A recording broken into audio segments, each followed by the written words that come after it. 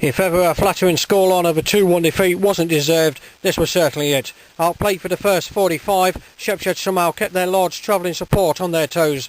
Having fallen behind thanks to Gresley's 18-yard half volley after just 5 minutes, Rovers created and failed to convert their early pressure into a greater margin. Man of the match, Gary Akeley, preventing the proverbial cricket score, the dominance certainly deserved by the home side. So when Robbie Banks equalised against a run of play on 34, you just wondered maybe, just maybe. However, polarity was installed 4 minutes before the break with what proved to be the winner. David Blenkinsop is 16 for the season, curling the delightful shot wide of Akeley's dive and in off the far post. Ironically, it was Shepshed's Jamie Clark that wasted the better of the 4 second half chances, only one of them which fell to the Gresley side, looking for it to playoff place. From the moat then, it finished Gresley 2, Shepshed 1. Andy, boys against men spring to mind. Yeah, definitely for the first 45 minutes. Yet again, people aren't taking responsibility for what they're being told to do. Just from basic set pieces and 60-yard balls going straight through the middle of the defence. It's something that we've got to try and sort out as quickly as possible. Yeah, it's good to be back. I didn't really want to leave in the first place, but it weren't really my decision. So yeah, pleased to be back. I bet you must have thought after the first 20 minutes, yeah, welcome back. Yeah, I was a bit.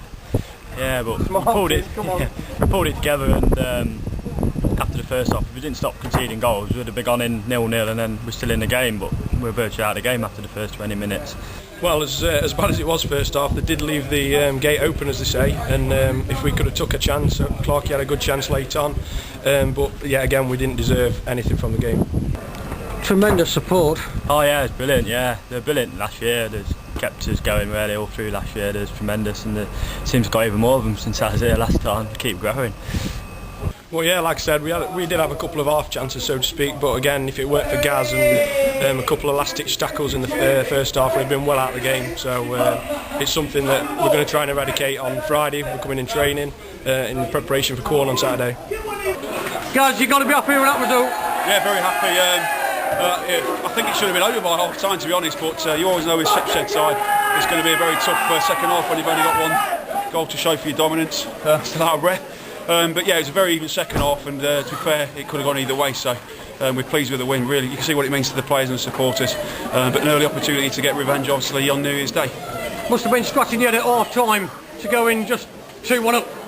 Yeah, we were, in all honesty. We had some very, very good chances, and we really should have taken one or two more of them, but that's football. That happens week in, week out, and in fairness, had Shepshed got a result today, it would have been retribution for earlier in the season when we got the win when arguably we didn't deserve a point. So, in fairness, that's how football goes. And it keeps you in the melting pot with the playoff positions there. We're not talking about playoffs at the moment. No, we're on the fringe of things. One or two sides got games in hand. We're not really talking about playoffs. So, we're just happy to be where we are. We'll win some, we'll lose some, but what happens, what will be, will be. We do get in the playoffs, great, but we're not really thinking about that. We're just trying to build a side. Young lads, hard-working lads that will try and get results like today. Well, it is a concern because we're looking up at everyone still, but like again, we've not been really outplayed by anyone this season. It's just a question of a little bit of brains at times and a little bit of strength that we've just got to try and get into our games. And with Corn coming up on Saturday, you're having the boys in for, I noticed they've been in the changing rooms the best part of half an hour, 45 minutes now. Well, like I said, we're going to take a bit of their time now because we've got to start taking responsibility for our actions on a Saturday. So coming in on Friday, we might ruin the Christmas a little bit, but it's something that's got to be done. Local rivals as well, it hurts a lot of our lads in there, but others it maybe not hurt them so much. So we've got to try and get those people out because it means a lot to us and what we're going to try and do at this club. I don't know, it's hard for you there, Andy. Hensley is obviously declined the invitation for the interview with SDFCtv straight after that performance, and it's not hard to see why. No, he takes it personally, and he gives a lot of pride into what he does, and we all do. So it's my turn today. Andy, thank you very much. No, thank you.